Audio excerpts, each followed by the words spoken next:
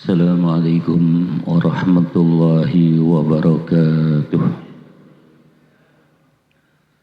Alhamdulillahi rabbil alamin wa bihi nasta'inu ala umurid dunya waddin. Salatu wassalamu ala asyrafil anbiya'i wal mursalin sayyidina wa habibina wa syafi'ina wa qurrati a'yunina maulana Muhammadin wa ala alihi wa sahbihi wa man nasarahu ila yaumiddin, amma ba'd. Subhanaka la ilma lana illa ma 'allamtana innaka antal alimul hakim. Rabbi shrah li sadri wa yassir li amri wahlul 'uqdatam min lisani yafqahu qawli.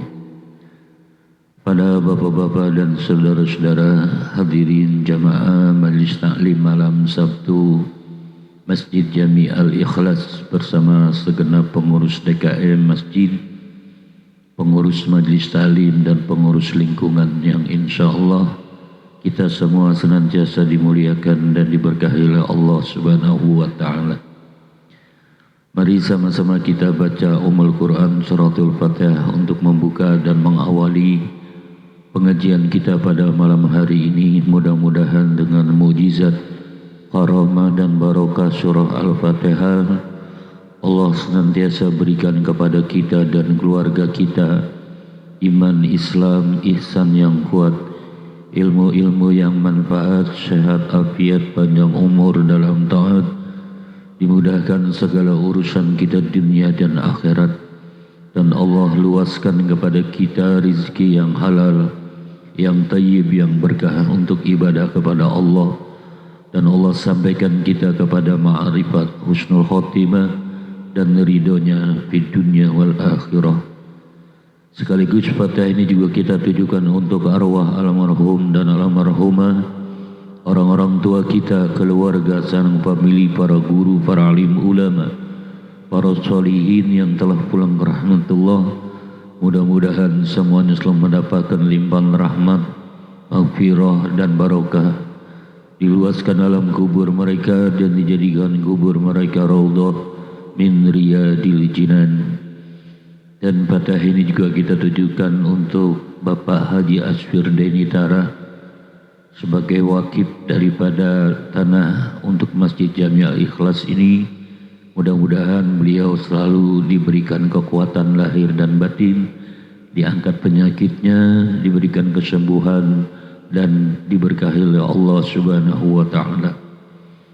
Lillahi ta'ala bidilkan ya wila hadratin Nabi Muhammadin sallallahu alaihi wasallam wa alihi wa sahbihi wa azwajihi wa dhurriyyatihi radhiyallahu anhum ila jami'il anbiya wal mursalin wal malaikatil muqarrabin wal awliya'il arifin al muhaqqiqin wal ulama'il amilin wa syuhada'i was salihin, khususan ila hadrati sultan awliya Syekh Habil Hasan Ali As-Sazili, ila hadrati sultan awliya Syekh Muhyiddin Abdul Qadir Jilani, ila hadrati sultan awliya Syekh Bahuddin An-Naqsyabandi, ila hadratin Abdul Razak At-Tarmasi, wala Syekh Abdul Salam, wila hadrati Syekh Hudari bin Hasan, wila hadrati Mbah Penjalu, wila Syaramoke Mustaqim bin Husain, wila hadrati Syaramoke Abdul Jalil Mustaqim, wila hadrati Syekh Hasbullah Al-Marzuki, wila hadrati Syekh Haji Mahfuz Syafi'i, wila hadrati Syekh Salahuddin Al-Ayyubi bin K. Abdul Jalil Mustaqim, wa usulihim wa furuihim masyaihim wa talamizihim wa zawjatihim wa man intasaba ilaihim qaddasallahu asrarahum, wila hadrati Sayyidina Hadir alaihi salam, wila jami'il awliya al-tis'al ladina fi Indonesia, wila jami' arwahi abaina wa ummahatina jadadina wa jadatina amamina wa amatina wa akhwalina wa khalati man haqqun alina masyaihina muallimin wa asatizatina, wa ila jami'il muslimin wal muslimat wal mu'minin wal mu'minat al-ahya'i minhum wal amwat, khususan ila Bapak Haji Asfirdeni Tara. Syai'un lillahi lana wa lahu wa lahumul Fatihah. A'udzu billahi minasy syaithanir rajim. Bismillahirrahmanirrahim. Alhamdulillahi Rabbil Alamin Ar-Rahmanir Rahim Maliki Yawmiddin Iyyaka na'budu wa iyyaka nasta'in Ihdinas siratal mustaqim Siratal ladzina an'amta 'alaihim ghairil maghdubi 'alaihim waladdallin. Rabbighfir lana wa liwalidina amin. Bapak-bapak dan saudara-saudara hadirin jamaah ta'lim yang dimuliakan Allah, kita lanjutkan kajian hadis kita masih seputar isti'azat, yaitu mohon perlindungan kepada Allah dari hal-hal yang berbahaya, bahkan sangat berbahaya, bisa mencelakakan diri dan hidup kita. Dan ini bagian terakhir dari hadis, kalimat-kalimat terakhir dari hadis yang diriwayatkan oleh Imam Muslim dari sahabat Nabi Zaid bin Arqam radhiyallahu anhu. Dalam isti'azah bagian akhir ini Nabi minta perlindungan dari ilmu yang tidak manfaat. Allahumma inni a'udzubika min ilmin la yanfa'. Ya Allah, aku berlindung kepadamu dari ilmu yang tidak manfaat. Banyak ilmu, banyak ngaji di mana-mana, tapi ilmunya nggak manfaat, Pak. Ini bahaya, ya. Jadi meskipun satu sisi kita harus banyak ngaji, rajin ngaji, di mana aja, majlis mana aja silakan boleh, ya. Tapi di balik itu kita hati-hati, jangan sampai ilmu yang kita pelajari dari berbagai guru, dari berbagai macam majlis taklim, tapi enggak manfaat. Itu bahaya. Nah, ilmu itu dikatakan manfaat atau tidak seperti apa sih? Ilmu yang manfaat itu ilmu yang dapat membuka mata hati orang yang berilmu itu, Pak. Nah, dengan hati yang terbuka itu nanti timbulnya dia sadar diri. Siapa jati dirinya, siapa Tuhannya. Nah, dari situ nanti akan menghasilkan akhlak, adab, etika dan perilaku yang baik, yang positif. Kalau berbicara penuh sopan santun, kalau berbuat sesuatu selalu positif, berpikir juga selalu terang, hati tenang. Itu ciri dari ilmu nafi. Yang Nabi dalam riwayat lain menyatakan wahwa ilmul batin, itulah ilmu batin, Pak. Yang tahu ya kita sama Allah. Ya, selama ini kita ngaji sama-sama bareng-bareng, rasanya bagaimana di hati?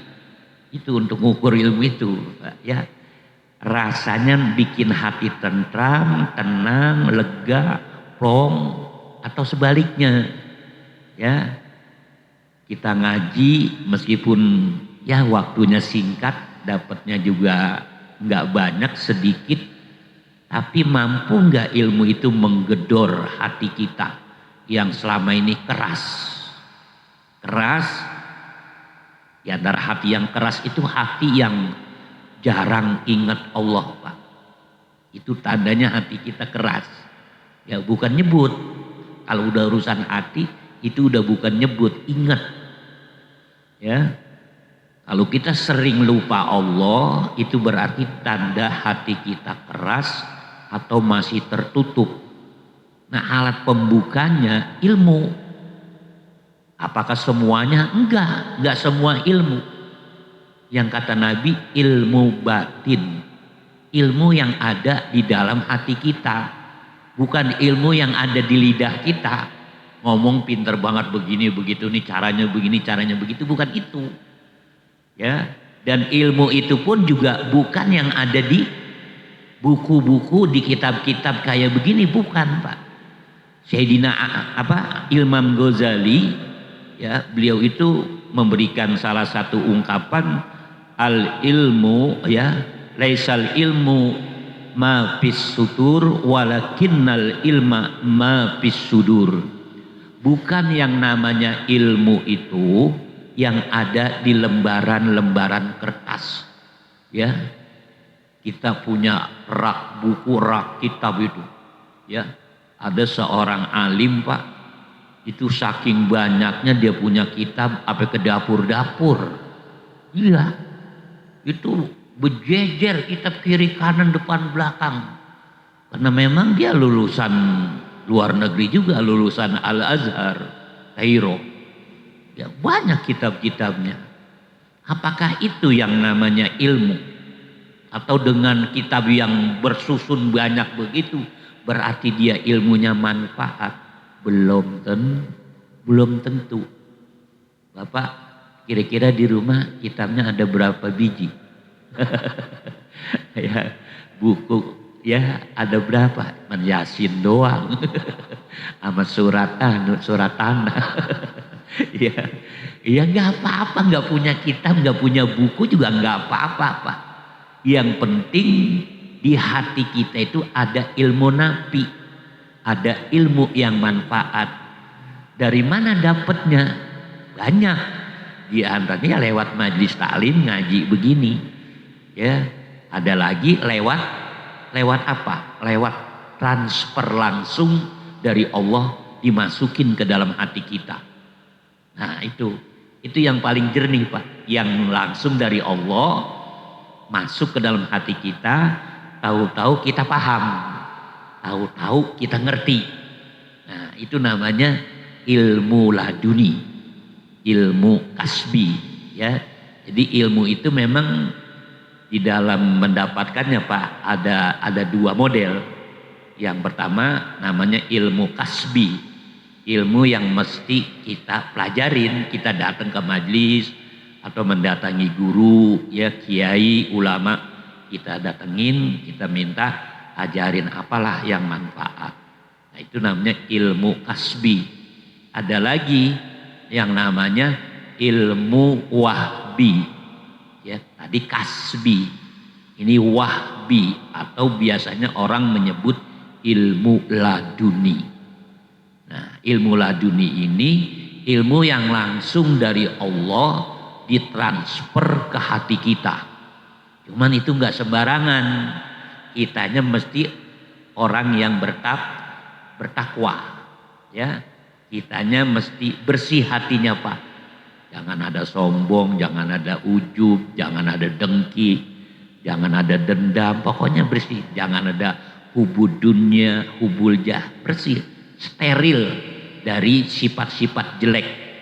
Nah itu nanti hati yang bersih itu akan ditransfer ilmu oleh Allah Subhanahu wa Ta'ala. Nah ilmu itu sekali transfer, Pak, meskipun setitik, itu membuat hati langsung biar terang, ya. Nah dengan terangnya hati nanti dia bisa melihat Allah. Ayo dah, pengen gak ngelihat Allah? Nah kita kan punya Tuhan dan kita yakin banget Tuhan kita itu Allah. Nggak ada lagi Tuhan kecuali Dia. Tapi selama ini pernahkah kita melihat Allah? Nah itu yang harus istilahnya kita telusurin dalam diri kita. Masa selama ini kita sholat menghadap Allah, sujud, bertasbih, berzikir dan sebagainya, tapi kau nggak kenal, kan lucu. Tapi nggak ngelihat, ya kan lucu ya. Kok nyembah Tuhan tapi nggak ngelihat Tuhannya, ya. Dalam hal seperti ini mungkin masih lebih bagus orang Buddhis atau orang Hindu. Jogrok dia lihat Tuhan di depannya, matanya mendelik, ya kan. Ada yang giginya kayak pisang apa? Pisang Lampung, pisang Ambon. Iya, jogrogannya ada, ya. Tapi bukan berarti juga ini buat pengukur aja, Pak, ya. Makanya mereka meskipun batil, salah, karena ngelihat Tuhannya, maka mereka hidup penuh keyakinan. Lah kita umat Islam ini kan yang hak, yang benar. Ya kan, inna dina indallahil Islam. Tidak ada agama yang diridhoi oleh Allah kecuali agama Islam. Dan kita yakin la ilaha illallah. Tapi kenapa kita tidak pernah melihat? Dan juga kenapa kita enggak pernah kedorong kenceng pengen melihat Allah? Nah, ini harus kita telusuri Pak dalam diri kita. Kita selama ini udah jalanin ibadah, udah bagus. Kita sholat, kita puasa, ya kita sedekah, zakat, haji, umroh, tadarus Al-Quran, zikir, sholawat, udah cakep. Cuman anehnya selama ini kok kita nggak ngelihat yang kita sembah itu, ya kan? Nah, bagaimana ini bisa terjadi? Nah, itu dikarenakan hati kita masih ketutup Pak. Andai kata terbuka, terbukanya mungkin ibarat pintu cuman beberapa mili aja Pak, dikit banget. Selobang jarum mungkin gitu. Kita mengintai aja, ngintip susah. Itu di dalam siapa sih lubang ini, pintu kecil banget. Ya. Nah, padahal kan kalau kita lihat di Asmaul Husna, memang ini banyak rahasia Pak. Ya, Allah itu punya nama Az-Zahir. Ada nggak di Asmaul Husna Az-Zahir? Ada nggak? Tahu ya. Belum pernah dibaca di jalan Asmaul Husna, ya kan? Ada itu Pak, ada Az-Zahir, ada Al-Batin. Yang maha jelas, maha nyata itu Allah. Az-Zahir itu artinya maha Pak, maha jelas, maha nyata. Masa saking jelasnya kok kita malah kagak lihat? Nah, ini berarti ada apa-apanya dengan kita, bukan dengan Allah. Allah tidak pernah dan tidak mungkin terhijab Pak. Allah tuh nggak bisa kehalang. Ya, ketutup itu Allah nggak bisa. Yang kehalang, yang ketutup itu kitanya, bukan Allahnya. Karena Allah Az-Zahir maha jelas, maha nyata. Bisa dikatakan lebih jelas, lebih nyata daripada matahari yang sedang cuaca cerah Pak. Tapi uniknya nih Allah juga Al-Batin. Allah maha tersembunyi Pak. Maha halus sehingga sulit untuk bisa dilihat. Nah, kalau dari Az-Zahir sangat mudah untuk dilihat. Ini bagaimana ya? Ya gak usah dipikirin. Ya Pak ya, kalau urusan-urusan begini nih mah Allah gak usah dipikirin. Sebab khawatir akal gak kuat, akhirnya apa? Ngedon tuh otaknya. Ya, ntar jadi ngeblank dia. Iya, jadi apa? Jadi kayak keliangan begitu, ntar ujung-ujungnya jadi rada-rada gitu loh Pak. Itu ngeri ya. Nah, makanya sering saya sampaikan, dan memang itu Al-Quran dan hadis nyuruhnya kita banyak zikir kalau ke Allah. Ya, kalau sudah ke Allah zikirin aja terus. Sebut. Kalau belum ingat jangan berhenti zikirnya Pak. Zikir nyebutnya. Nyebut Allah, la ilaha illallah sebanyak mungkin, sesering mungkin. Nggak perlu dihitung.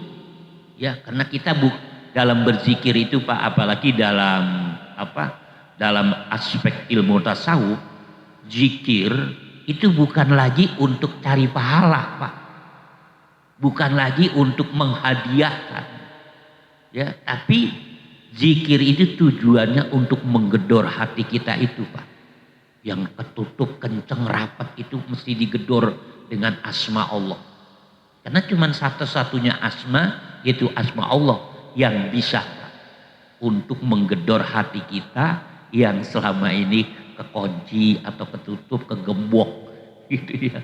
Nah, gemboknya apa? Gemboknya apa Pak? Yang mengunci hati kita itu apa? Ayo dah, diri kita sendiri. Iya, diri kita sendiri yang mengunci diri kita, ya diri kita. Makanya caranya bagaimana? Bongkar diri kita.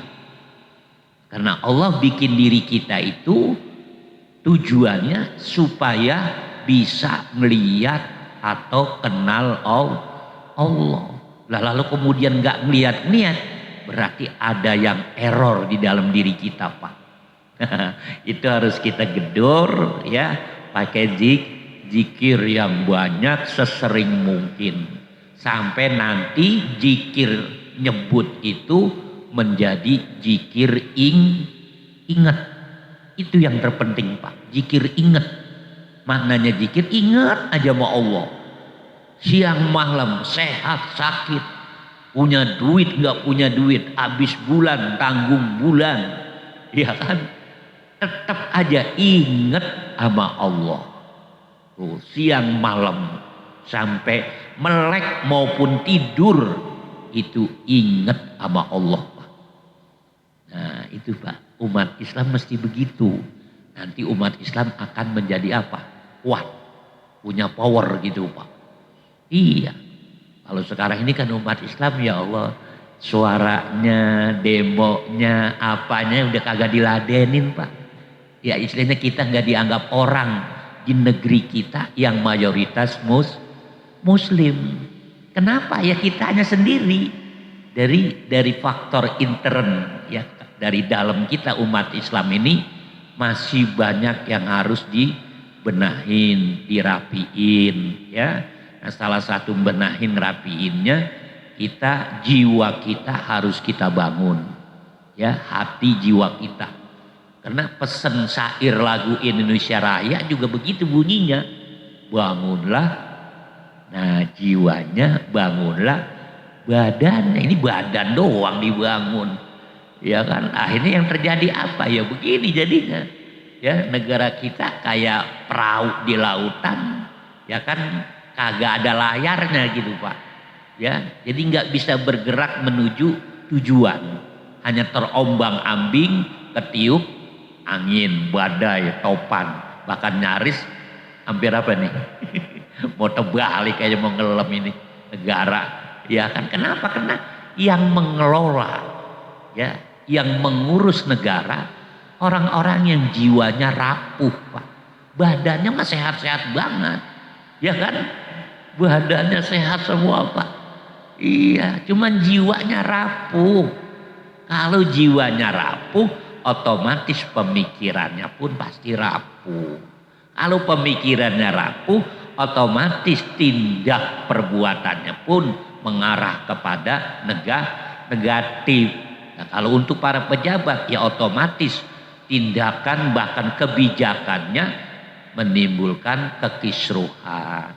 Kebijakannya menimbulkan kesusahan rakyat. Jadi nggak ada yang nyenengin rakyat gitu loh, Pak. Jadi bikin gelisah rakyat, bikin rakyat makin tertekan, bikin rakyat makin bingung.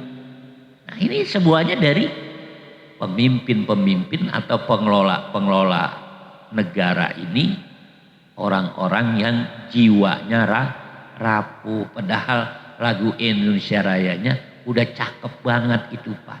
Pancasila udah cakep banget, Undang-Undang Dasar 45 udah cakep banget, semuanya itu udah cocok dengan nilai ajaran Islam. Meskipun negara kita bukan negara Islam, Pak, tapi Pancasila dan Undang-Undang Dasar 45 termasuk lagu Indonesia Raya itu merupakan saripati daripada ajaran Islam. Ya cuman sekali lagi itu cuman sebatas slogan, ya cuman teori, prakteknya nggak ada ya. Jadi bangun jiwanya dulu, ntar badan ngikut, Pak. Kalau jiwanya keker ya, jiwanya kokoh, badan ngikut, Pak, pasti semangat bergerak. Tapi kalau jiwanya lemah, badan pun akan ikut ambruk. Kalau isyarat Nabi, pegang dunia, ya, pegang akhirat, ntar dunia ke bawah. Apa kalau kita pegang akhirat? Tapi apabila kalian pegang dunia, akhirat kagak bakalan ke bawah, Pak. Tuh, ya, jadi pegang aja akhirat, ntar dunia otomatis ke bawah, Pak. Cuman kan kita kadang-kadang ragu. Apa iya kalau gue pegang akhirat ntar bisnis gue jadi maju? Pasti maju, Pak. Pasti maju. Iya, itu udah jaminan Allah dan Rasulnya. Jadi kalau kita orientasi kita, target dan tujuan hidup kita itu akhirat, ridho Allah, pokoknya dunia ke bawah semua, ikut ya. Tapi kalau kita lebih milih atau lebih berat kepada dunia, otomatis akhirat akan lemah Pak. Ya, ke masjid ngaji, bawahnya dari sore udah angob aja. Ya kan udah dipakai minyak angin, kan minta kerokin dirian mau ngaji. Ada aja, iya kan? Iya tuh. Berat Pak. Dia punya warung, dia punya toko, pas ajan dia mah tetap aja sibuk di warung, di tokonya, takut banget rugi. Ya kan, udah ngaso dulu ajan no, sholat dulu. Ini tanggung, lagi rame ini jam-jam segini. Ya kan ini untungnya lumayan ini. Ya kan tuh, kita lemah kalau udah dunia yang kita pegang, akhirat jadi lemah Pak. Tapi akhirat dipegang, dunia nggak bakalan lemah. Umat Islam dulu pernah mencapai masa keemasan, masa kejayaan umat Islam di abad 3 Hijriah Pak. Kenapa? Karena umat Islam benar-benar memegang akhirat itu kenceng Pak. Jadi apapun yang mereka kerjakan dalam urusan dunia itu semuanya diarahkan buat akhirat. Warung buat akhirat, toko buat akhirat, bengkel buat akhirat. Yang jadi petani buat akhirat, yang jadi nelayan, jadi apa aja ke akhirat semua Pak. Nah kalau sekarang kan terbalik umat Islam. Ya, malah kadang-kadang akhirat buat dunia. Nah ini Pak, jadi pada jemplang kita sekarang. Iya, dulu umat Islam Pak pada menyebar ke seluruh dunia, ke negara anu, ngapain? Ngapain coba? Dakwah sambil bisnis. Datangnya para saudagar dari India, dari Gujarat, dari negara-negara Arab ke Indonesia atau ke kawasan Asia. Mereka itu menyebar kemana-mana Pak. Tujuannya dakwah sambil bisnis, sambil dagang. Lah kita sekarang umat Islam banyak yang keluar negeri. Apa tujuannya? Cari duit sambil dakwah. Dakwahnya sambil.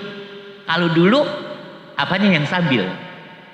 Nah, cari duitnya sambil Pak. Ya dakwah sambil nyari duit. Nah sekarang nyari duit sambil, nah terbalik lagi kan. Nah itu Pak yang harus kita telusurin tuh umat Islam. Ya, padahal Allah bilang kuntum khairu ummah. Kalian itu umat yang terbaik. Kapan? Ya sepanjang apa yang telah dicontohkan oleh para pendahulu kita, salafus soleh, kita ikutin. Nah, makanya kita sekarang ini di abad, ya memasuki abad apa? Udah di abad 20 ya, atau abad menjelang abad 15 Hijriah. Ya, kita harus cepat-cepat merubah haluan Pak. Kalau kita begini terus, artinya kita lebih mengutamakan dunia daripada akhirat, kita akan semakin terpuruk Pak. Semakin mendem. Ya, ya semuanya mulainya dari diri kita masing-masing. Dari diri kita, nanti baru dalam kelompok-kelompok kecil. Ya istilahnya pengurus masjid, pengurus musola, ya pengurus ormas. Semuanya harus berbenah dan merubah haluan. Bahkan pengurus partai, pengurus negara semuanya harus berubah haluan. Kalau nggak berubah, pokoknya umat Islam akan semakin terpuruk, semakin jatuh, semakin mendem. Nah, kita kembali kepada ilmu yang manfaat. Jadi tadi ilmu yang manfaat itu gambarannya seperti itu Pak. Ya, ilmu yang manfaat inilah namanya ilmu yang berkah. Itu ya, kalau nggak manfaat nggak bakalan berkah itu Pak. Dan patokan ilmu manfaat jangan dilihat orang itu bisa ngajar apa enggak, jangan ya. Jadi ini memang sifatnya batin Pak. Wah si anu mah ilmunya manfaat, kenapa? Dia ngajar di mana-mana, sering ceramah di mana-mana, sering dipanggil orang. Bukan, sekali lagi itu bukan ilmu manfaat Pak. Itu namanya ilmu muntafa. Ilmu yang diambil manfaatnya. Ya, kalau orangnya ilmunya nafi pasti muntafa, Pak. Tapi orang yang ilmunya muntafa belum tentu ilmunya nafi. Paham nggak kira-kira? Orang yang ilmunya manfaat, Pak, dalam dirinya itu otomatis manfaat kepada orang lain meskipun dia nggak ngajar, Pak. Kenapa? Karena ilmu manfaat itu ya seperti matahari, Pak. Dia bersinar bercahaya di dalam hati kita, menerangi semua yang ada di sekeliling kita. Ya, matahari dalam memberikan cahaya, Pak, kepada manusia. Ya, itu nggak perlu turun ke masing-masing tempat daerah, cukup dia mantau di sono aja. Di tempat dia diletakkan oleh Allah, tapi cahayanya mampu menerangi semuanya. Ya, artinya orang yang ilmunya manfaat nggak harus dibuktikan dengan ngajar, dengan ceramah, dengan khutbah, enggak. Meskipun dia di rumah, cahayanya memancar kemana-mana, Pak. Nah, itu namanya ilmu nafi pasti muntafa. Artinya muntafa, manfaatnya bisa diraih oleh orang lain. Meskipun orang lain itu pun kadang-kadang nggak ngerti, Pak. Ya, nggak ngerti dia itu bisa selamat karena apa. Ya, dalam skala yang lebih luas, ya ketika terjadi bencana alam, ya ada letupan kecil pertama mungkin atau tanda-tanda apalah yang menurut prediksi para ahlinya, tapi kemudian nggak jadi, Pak. Ternyata gunung itu cuma ya mengeluarkan letupan kecil doang, habis itu udah, dan tidak menimbulkan bahaya kepada orang-orang di sekelilingnya. Kenapa? Nggak ada yang tahu kan sebabnya apa. Ya mungkin kalau menurut para pengamat ahli di bidang gunung yang mengandung api atau gunung berapi, ya mungkin karena ini karena itu.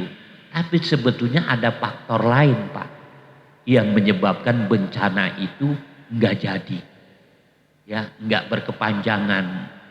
Apa? Bisa jadi karena di wilayah itu ada orang yang ilmunya manfaat, Pak. Allah memandang orang itu. Kemudian Allah bilang kepada malaikat penggerak, malaikat, di cancel gempanya, gunung meletusnya di cancel dah, dibatalin. Kenapa?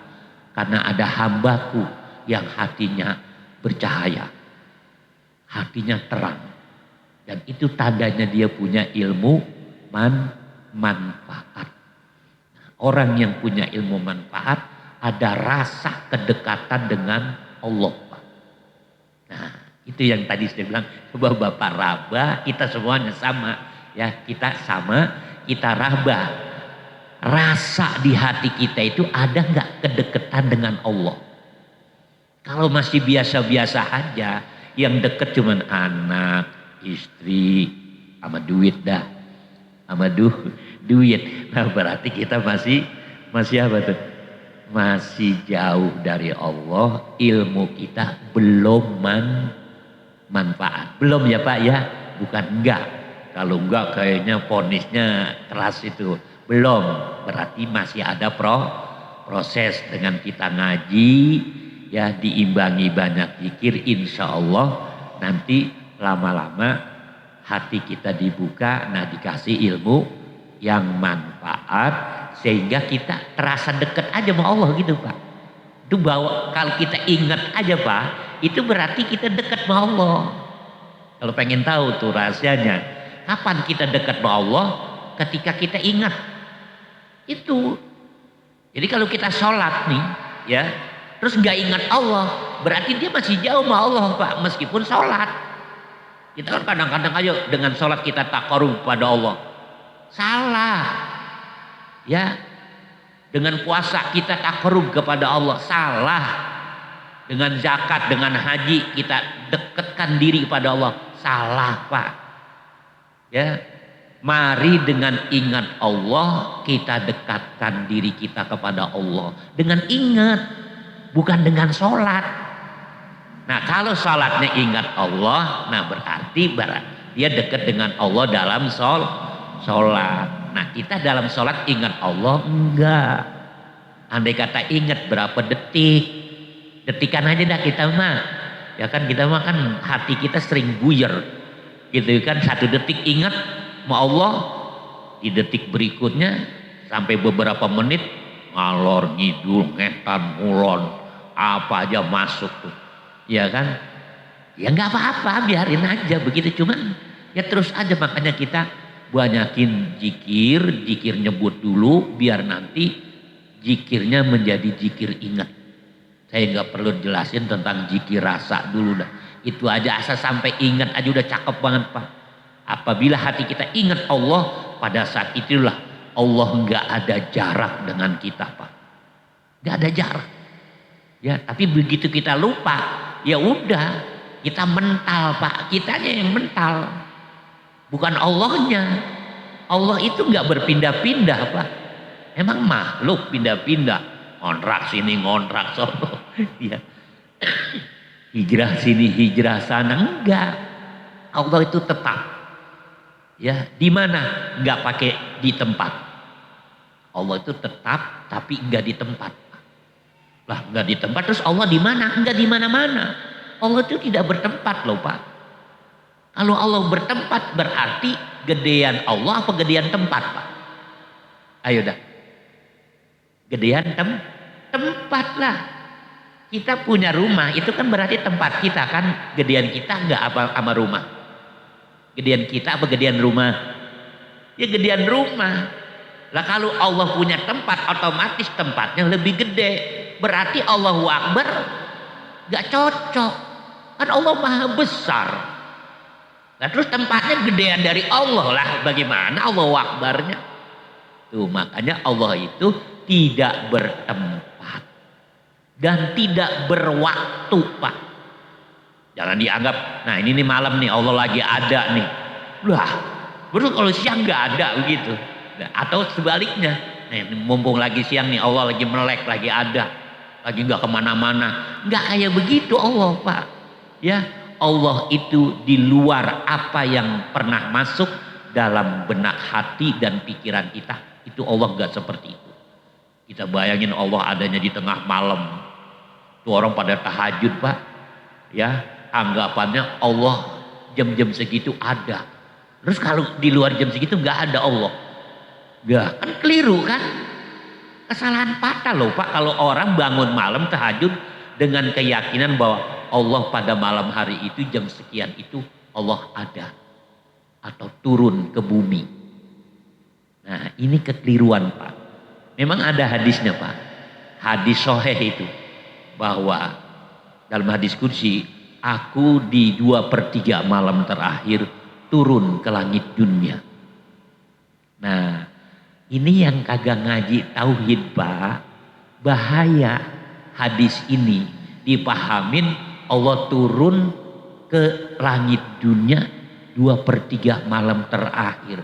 Pasti timbul bayangannya seperti turunnya seorang raja dari singgasananya, atau turunnya orang dari lantai berapa pakai lift atau pakai eskalator atau pakai tambang dadung ya. Padahal tidak seperti itu.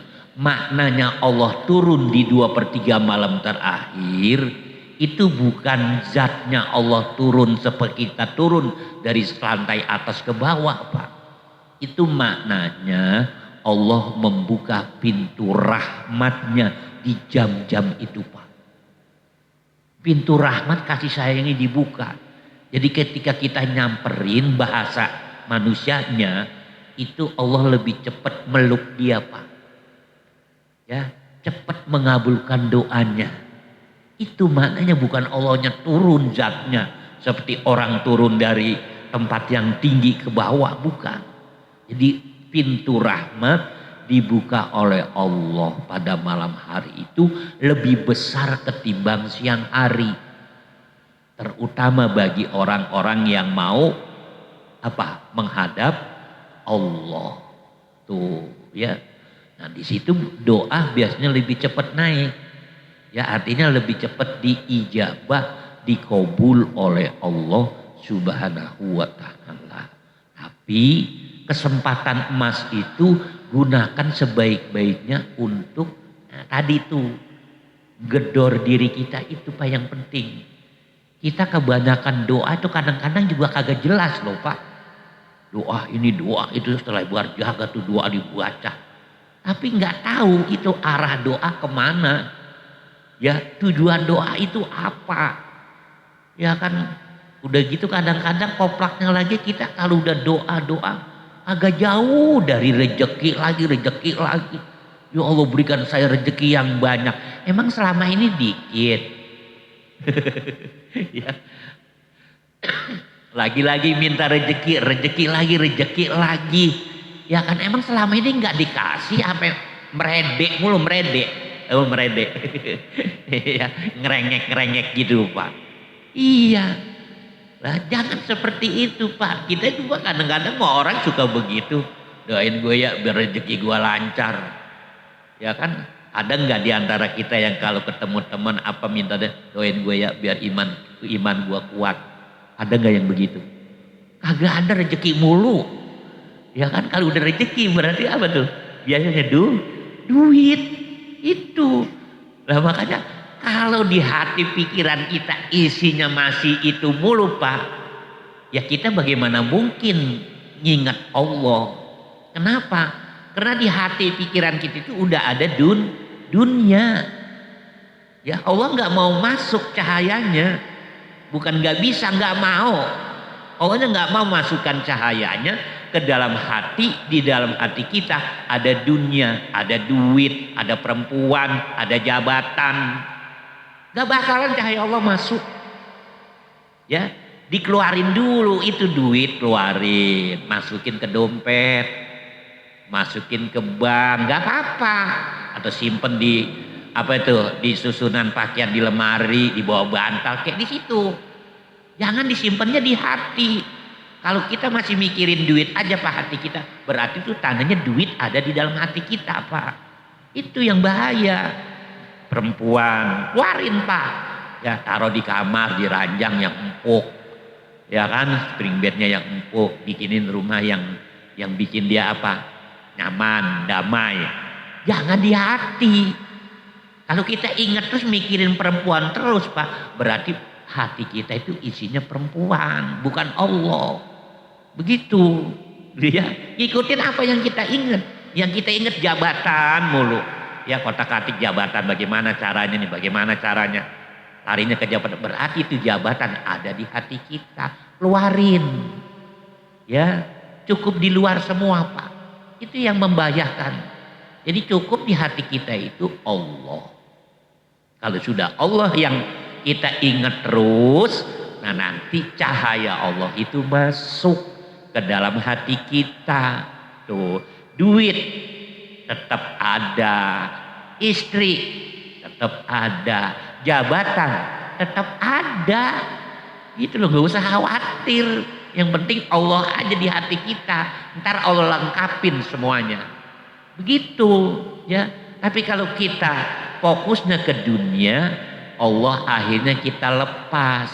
Maknanya Allah kita lepas, jadi kita nggak ingat siapa? Nggak ingat Allah. Lah, efeknya nanti sampai sholat aja nggak ingat Allah. Di masjid aja nggak ingat Allah. Lah kalau sholat aja nggak ingat Allah, bagaimana di luar sholat? Ya kan? Dari masjid aja nggak ingat Allah, apalagi di jalanan, ya kan? Apalagi di pasar, di mall udah jauh dah, di masjid aja nggak ingat sama Allah. Tapi apabila kita ingat Allah dalam sholat, insya Allah di luar sholat pun nanti bisa ingat Allah. Makanya Nabi pernah mengisyaratkan siapa orang yang khusyuk dalam sholat, otomatis nanti di luar sholat dia tetap khusyuk Pak. Tapi kalau dalam sholat aja nggak bisa khusyuk, apalagi di luar sholat. Tuh, karena kan sholat itu berarti kita berada di hadapan Allah, khusyuk, ya. Maka di luar itu pun dia khusyuk Pak.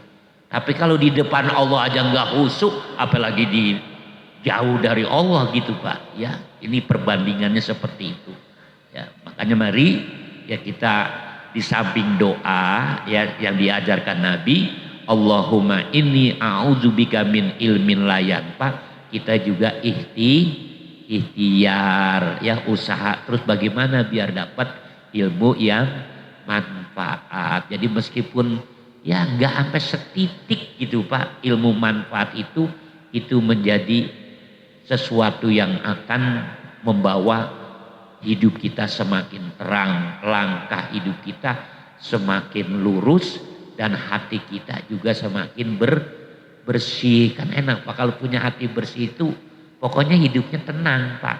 Jadi kalau kita hidup hati kita kotor, itu pokoknya dijamin hidup kita nggak bakalan tenang.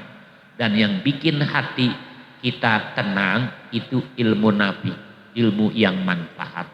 Ya tentu ikhtiarnya ada adab-adabnya Pak, ada sopan santunnya untuk mendapatkan ilmu ngaji. Ya kalau kayak di pesantren itu kan kita lihat bagaimana santri kepada sang kiai, sopan santunnya. Disuruh apa aja Pak. Bahkan ya Kiai Khalil Bangkalan itu Pak, waktu di pesantrennya itu nyaris malah nggak pernah buka kitab Pak. Ngaji gitu buka kitab, kalau sana masing-masing megang kitab. Dia nggak pernah ngaji malah. Lah terus ngapain? Cuman ngangon kambing, ya kan, nyari rumput, ngembangin ayam, kebun apa aja. Yang lain mah pada ngaji. Sampai waktunya ukurannya udah selesai nih ya di pesantren, beliau pun dipersilahkan pulang untuk apa? Menyebarkan ilmu kepada masyarakat. Tapi Kiai Khalil bilang kepada guru beliau, ya Kiai, kayaknya saya belum waktunya dan turun gunung istilahnya. Saya kan belum belajar apa-apa. Itu kata Kiai, apa udah, kamu udah waktunya pulang ya, sampaikan dan sebarkan ilmu. Ya udah, santri yang sopan itu sam'an wa ta'atan Pak. Dengar ya udah turutin aja. Pulang Pak. Begitu pulang lah bisa ya, baca kitab bisa, nahu sorof ngerti ya, nyampein tausiah bisa, mimpin tahlil ya. Gampang semuanya Pak. Bisa begitu loh Pak. Padahal di pesantren nggak pernah ngaji, cuman apa itu apa namanya sam'an wa ta'atan kepada kiai aja. Suruh kata kiai, no kambing ya kan cari empannya ya cari, no ayam ya waktunya diempanin, waktunya dilepas, waktunya dikumpulin, apa semuanya dikerjain semua. Nggak ada istilahnya kok saya disuruh begini mulu kiai, saya kapan ngajinya, nggak ada begitu Pak. Coba kalau kita protes nggak begitu. Kalau murid sekarang protes Pak, lu jadi dibudakin di pesantren. Iya Pak, sampai ada orang tua gitu Pak nggak terima banget anak itu disuruh ini disuruh itu. Anak saya Kiai, saya titipin buat belajar, buat ngaji, kenapa disuruh ini disuruh itu? Nggak terima Pak orang tuanya. Karena orang tuanya juga dalam masalah ini juga mungkin kolot pemikirannya. Kalau yang paham justru Pak seneng ketika anaknya itu disuruh-suruh sama kiai. Kenapa? Karena dari situ nanti keberkahan ilmu. Bahkan ditransfernya ilmu dari Allah tuh salah satunya adab yang tinggi kepada guru Pak. Itu bisa mendapatkan ilmu laduni. Salah satunya tuh. Iya, jangan protes. Ya, andai kata dihukum pun jangan protes, jangan komplain. Loh kalau sekarang dijewer aja polsek urusannya. Bagaimana mau manfaat ilmunya tuh anak, ya kan? Iya, disabet dikit laporin ke polsek. Ya Allah ya Rasulullah, bagaimana kalau sistem di pesantren? Ya kayak ya mungkin kita ini juga dulu yang seangkatan ya pernah ngaji dulu sama engkong main disabetin mulu, ngaji mamim, kok ngaji mamim juga sama. Tapi nggak ada kan yang komplain. Orang tua kita laporan nih ngadu, kagak bakal nimpalin Pak. Gak bakalan di alam lu yang bader digituin. Iya, kalau kagak bader gak mungkin lu digebung sama guru. Kalau orang tua dulu begitu. Kalau sekarang ya, Bah, saya disabet sama guru. Udah, ayo kita ke polsek. Udah, ilaha illallah. Guru di sidang dipanggil polisi, ujung-ujungnya di penjara, kena denda juga. Padahal gajinya guru nggak seberapa, tapi harus menanggung apa? Yaitu kesulitan. Karena apa? Orang tua nggak redo, anaknya dijewer, disabet. Tuh, makanya susah zaman sekarang Pak untuk membina anak-anak generasi muda yang betul-betul yang islami begitu. Kenapa? Karena kita sudah dibatasin untuk mendidik, ya, guru-guru dibatasin untuk mendidik, ya. Nah, mungkin itu dulu ya kajian kita malam hari ini. Insya Allah masih berlanjut nanti terkait dengan masalah Nabi minta perlindungan dari hati yang tidak bisa khusyuk, Pak. Nanti kita telusurin apa sih yang bikin kita sholat itu kagak bisa khusyuk, ya kan? Mesti ditelusurin juga Pak di samping doa biar tahu nanti sebab-sebabnya apa, ya. Kalau sebab-sebabnya tahu kan nanti kita bisa atasin cara-caranya gimana, ya. Mudah-mudahan apa yang kita pelajari bersama ini menjadi ilmu nafi, ilmu yang manfaat buat kita. Lillahi ta'ala al-Fatihah. A'udzubillahi minasyaitonirrajim. Bismillahirrahmanirrahim. Alhamdulillahirabbil alamin arrahmanirrahim maliki yaumiddin. Iyyaka na'budu wa iyyaka nasta'in. Shiratal mustaqim. Shiratal ladzina an'amta 'alaihim ghairil maghdubi 'alaihim waladdallin. Ilahul karim al karim ya mujibas sa'ilin. Bismillahirrahmanirrahim. Alhamdulillahirabbil alamin hamdan yuwafi ma yukafi mazidah. Allahumma shalli ala sayyidina Muhammad wa ala ali sayyidina Muhammad. Rabbana zidna ilman nafi'a warzuqna fahman kamila. Allahumma 'allimna wa fahimna bila ilaha illallah wa bisyri la ilaha illallah wa bihaqqi la ilaha illallah wa bi barakati la ilaha illallah. Rabbana atina fid dunya hasanah fil akhirati hasanah wa qina adzaban nar. Sallallahu alaihi sayyidina Muhammadin wa ala alihi washabihi wasallam. Walhamdulillahi rabbil alamin. Assalamualaikum warahmatullahi wabarakatuh.